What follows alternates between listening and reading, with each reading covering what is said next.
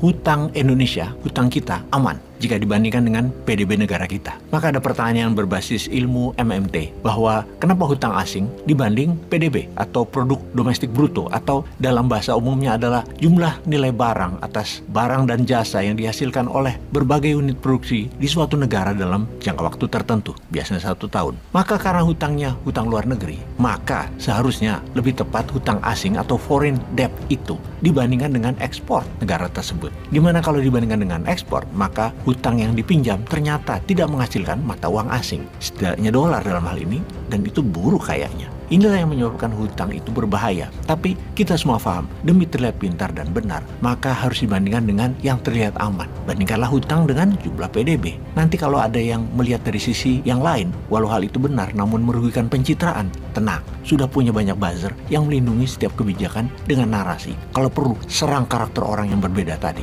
Saat ini sudah gampang menjelekkan orang-orang yang berbeda karena sudah diciptakan citra negatif atas mereka yang berbeda tersebut. Jadi gampang buat emosi masyarakat. Pokoknya siapa yang beda dengan keputusan pejabat adalah kadrun. Disudutkan begitu, kelar sudah.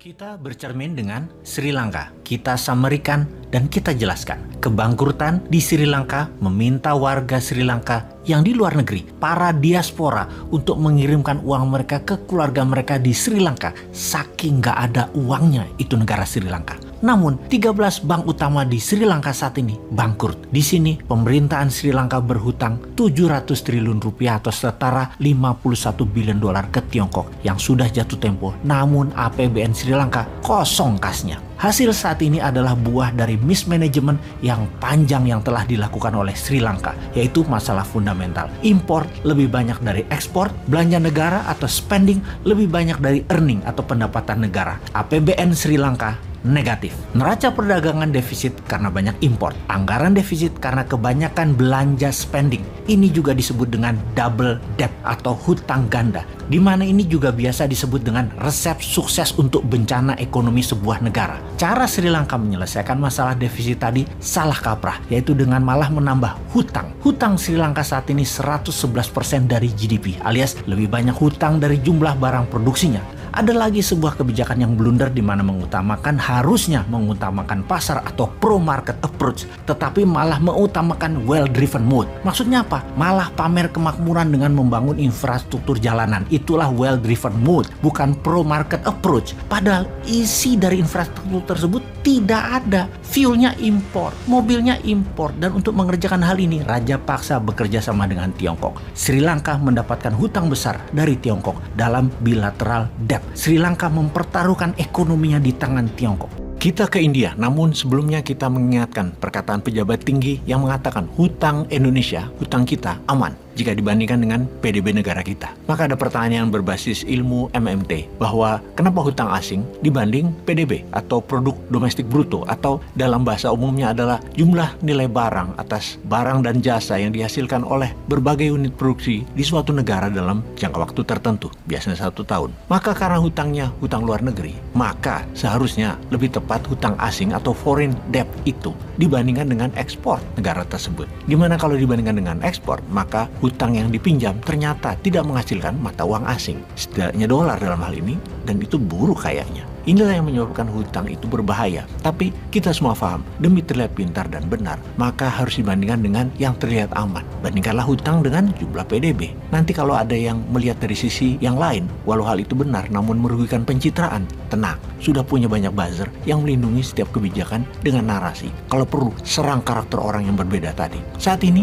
sudah gampang menjelekkan orang-orang yang berbeda karena sudah diciptakan citra negatif atas mereka yang berbeda tersebut. Jadi gampang buat emosi masyarakat. Pokoknya siapa yang beda dengan keputusan pejabat adalah kadrun. Disudutkan begitu, kelar sudah. ke India kita sekarang. Setelah Indonesia jadi presidensi G20 tahun kemarin, maka tahun ini India jadi presidensinya. Ingat ya, presiden G20 bukan pemimpin G20 seperti yang dicitrakan waktu Indonesia jadi penyelenggara pertemuan tahunan. Istilah presidensi G20 adalah mereka yang jadi tuan rumah acara pertemuan, jadi namanya presidensi, dan mengarahkan acara dalam 1 tahun itu mau apa dan kemana. India saat ini mengusulkan tentang payment system dan teknologi payment system tersebut, di mana India mengusulkan menggunakan rupiah untuk transaksi. Sebuah langkah pintar dari India tentunya hal ini, dan kalau ini bisa terjadi, maka sudah dekat dolar itu ditantang di mana-mana dan akan jatuh nilai dolar itu kalau terus digempur. Seperti begini, secara cara pembayaran atau payment system India sudah maju jauh, bahkan siap mengalahkan Swift code-nya dolar, seperti halnya yuan yang punya lebih dari 40 negara yang sudah bisa melakukan Swift-nya yuan. Swift atau Society for Worldwide Interbank Financial Telecommunication adalah format standar untuk kode pengidentifikasi yang digunakan untuk mengidentifikasi bank dan lembaga keuangan secara global. Kode ini menunjukkan siapa dan dari mana lembaga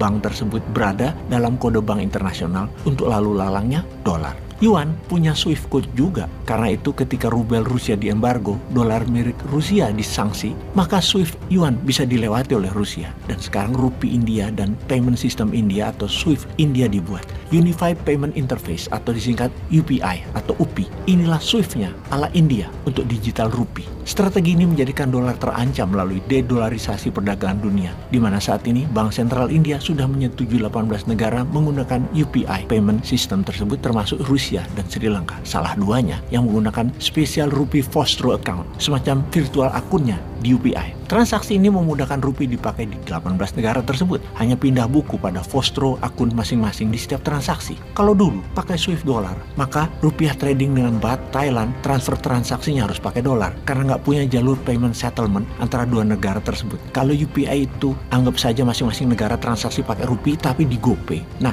India Payment Settlement UPI itu ibarat GoPay-nya yang bisa dipakai cross border atau lintas negara di banyak negara. Siapa yang sudah punya akun dengan UPI selain yang sudah disebut, yaitu Rusia dan Sri Lanka? Singapura, Botswana, Guyana, Kenya, Malaysia, Israel, Fiji, Myanmar, New Zealand, Oman, Tanzania, Inggris, dan beberapa negara lainnya karena tergantung akan impor barang dengan India. Maka mereka membuka akun di sana. Dengan adanya UPI ini, maka seperti halnya yuan bisa jadi reserve currency banyak negara atau jadi cadangan devisa banyak negara. Bukan hanya dolar ke depan yang jadi cadangan negara. Inilah mengapa kita mengatakan bahwa India is the next Tiongkok. Karena langkah bernegaranya sangat strategis. Bayangkan, kalau kita punya nyali dan keberanian membuat e-rupiah, rupiah payment settlement, di mana kita ada 21 komoditi unggulan Indonesia, bayarnya, belinya dari Indonesia, komoditi seperti nikel, batu bara, pakai rupiah, pasti demand terhadap rupiah naik, rupiah menguat dan berdaulat karena jadi devisa banyak negara.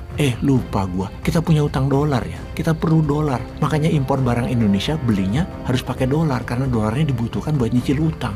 Lupa gua, ampun dah, tapi aman kok, utang kita aman. Aman dari mana? Gua ngomong sambil garuk-garuk kepala nih yang gak gatel. Peace.